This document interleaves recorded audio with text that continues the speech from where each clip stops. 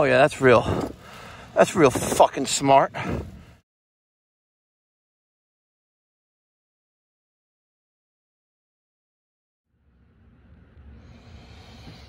All right, I gain entry just by saying that at the door. Let's see. We're back here at that frozen system. The hockey puck. Let's reset this. Okay. Let's put that back in there. Let's take a look at the coil. Okay. That looks like maybe some... That looks like it may be some oil residue. I can't tell. But pretty clean, given that there's no filter. You know, filter, F-I-L-T-A, filter. Waiting for equipment. Oh, and in case you're wondering, this is the same house. Yep.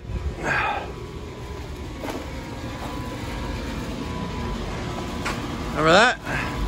The graveyard with the washing machine? Now, I'm going to keep it real. I don't recall putting the caps back on this unit. See? I knew I didn't. I knew I did not put the caps back on the unit. See? I'm keeping it real, ladies and gentlemen. I got to get the other cap. I don't know where it went. Oh, there it is. Caps on the service ports are your first defense mechanism against leaks. So we're here for that one. Okay? And I just showed you an oops.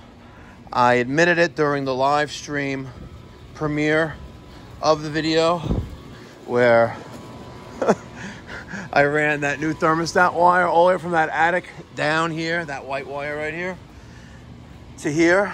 This access panel is still on in the opposite direction, the way it shouldn't be. This one's also missing the service port caps. I have my disconnect pulled from last time I was here. Let me go get the tool bag. Let me get 2 new caps.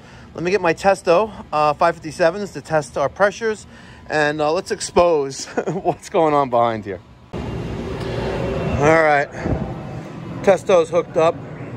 Off camera, I was cursing, yelling, and screaming at this thing. Why? Because I went to turn it on, the batteries are dead. And just yesterday morning, I put new batteries in it.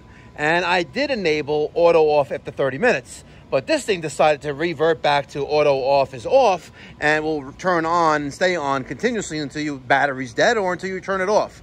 I did turn it off yesterday, at least I thought I did, and I know for a fact that I did go into the menu section, and I did go to settings, and I did go to auto off, and I did set it from off to on yesterday morning. And here it is again, setting it from there, boom, still there, see that? Escape, escape. Let's go back to measuring mode. Superheat subcooling. There's our temperatures and pressures. I'm very frustrated.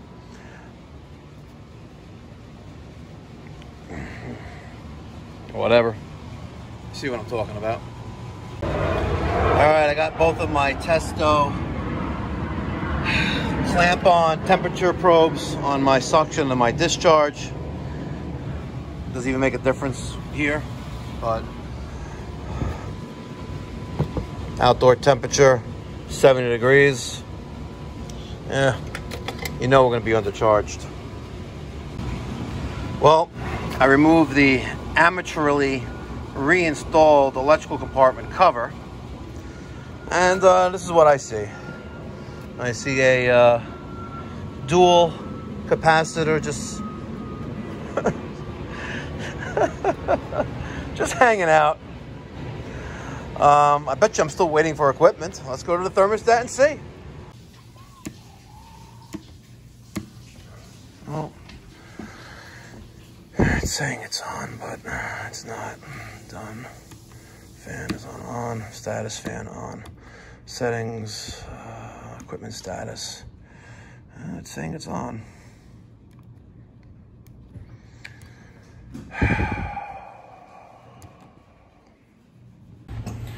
You know what's going to happen. I'm going to get all the way to the outdoor unit. It's going to be running, right?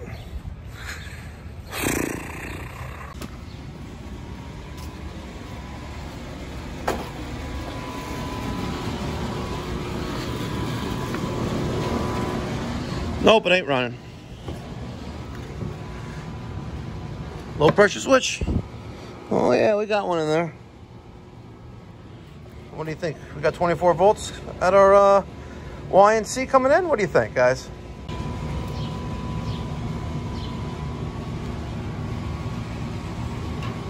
Sure don't. You gotta be fucking kidding me. So this wire. Alright, something's really funky going on here, man. Something really funky's going on here. Why is my unit not sending 24 volts down here? Why don't I have 24 volts down here? This is pathetic. Come on, really? How coincidental is it that that one had no 24 volts going to the outdoor unit, and this one also has the same problem, but yet this one was also frozen. That one's just dead kaput. Maybe the genius who installed all those units up in the attic was here and decided to say, hey, you know what, gave him a price to replace everything. They didn't want to do it, and so he sabotaged it. What do you think, guys? Is this a case of sabotage? All right. I need to confirm that this wire right here was the same dead-end wire that I found up in the crawl space. So I twisted my ends together in the attic, came down here. My voltmeter was set to continuity, and with the wires twisted together up in the attic, I have continuity. With them separated, I don't. That was just 3 trips actually. Now I know that this wire, somehow, some way, was not connected to that air handler. How this unit was running, there's a lot more going on here that I was not explained. And ladies and gentlemen, homeowners, let me just tell you this right now. It's always best to give the technician all the facts of what's going on, because if I would have known what was going on 2 days ago with this unit, right? Maybe I didn't have to run a new wire and I would have found which wire that was, right? But I anticipated that maybe something was cut. I didn't know anyone else was here, right? Obviously, someone was here because this cover was on put like a retard, right? And this capacitor was installed like a fucking moron, right? But I just wasted literally a good 45 minutes trying to figure out why the fuck this unit's not coming on, and I'm fucking pissed. And guess what that means? Cha-fucking-ching. That just means more money for me. And you best believe I am going to add a charge for not coming clean with all the facts. Now I'm going to extend that wire to the air handler in that maze of fucking ductwork, reconnect it, and then I'm going to refill it with Freon and say, cha-ching, bitch!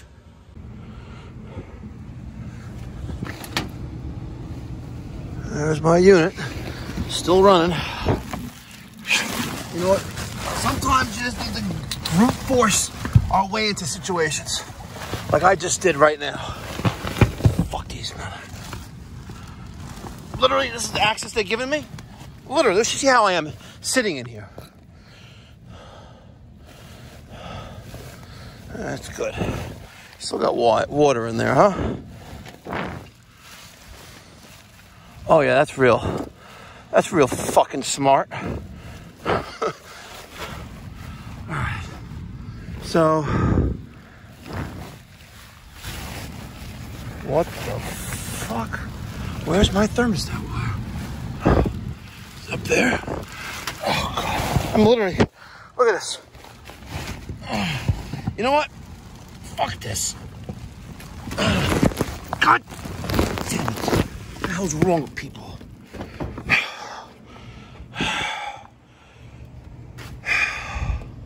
There's got to be a thermostat wire over there somewhere going into this unit. Has to be. Regardless, I'm gonna go run a wire from there to here. Have a nice fucking day. Don't even ask how I did it, but I ran that new wire from over there to here.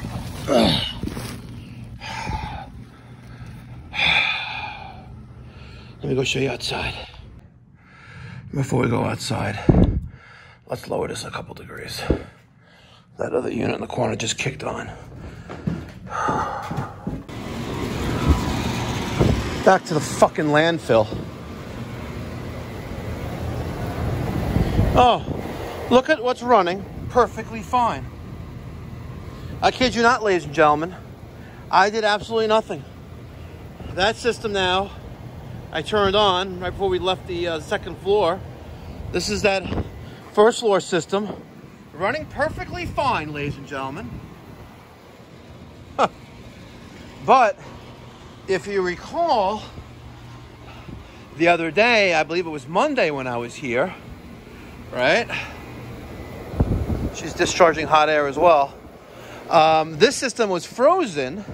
That light was on the hockey puck, right? And the thermostat was dead on the first floor. The hockey puck, that water sensor, senses water and it kills R, hence the dead thermostat. But the system had some ice on it, right? You saw it in the other video. It did actually very well. 10,000 views in 48 hours. Awesome. Really appreciate it, guys.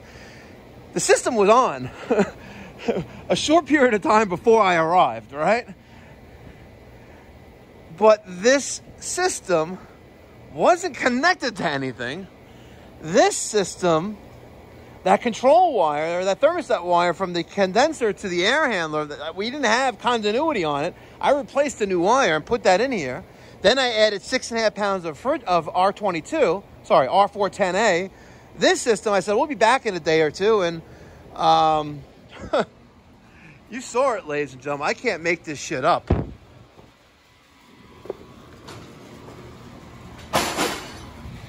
I really don't give a fuck. So we're running with 8.5 degrees of subcooling. I'm pretty sure there's a TXV in that disaster upstairs.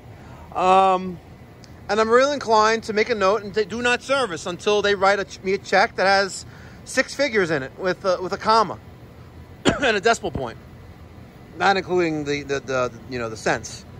Come on. Only one way of fixing this disaster, and that's to rip it all out. You guys know what I'm talking about. Hacks. Guys put this thing upside down because he's an idiot. Oh, what a effing moron. Actually, this is not even the cover for this. Hold on, what brand is this thing? This is not even the cover for it.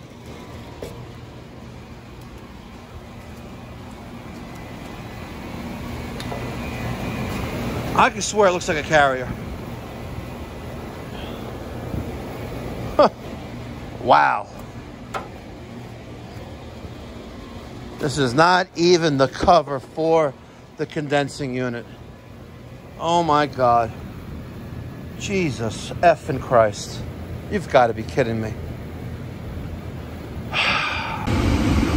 And by the way, did you notice that 3/8 filter dryer just resting on the floor with the rest of the garbage in this landfill? Huh. Pay me now, bitch. And if you care to guess the bill, what it cost to install that thermostat wire and get them up and running, let's just say that there was a comma in the final price with tax.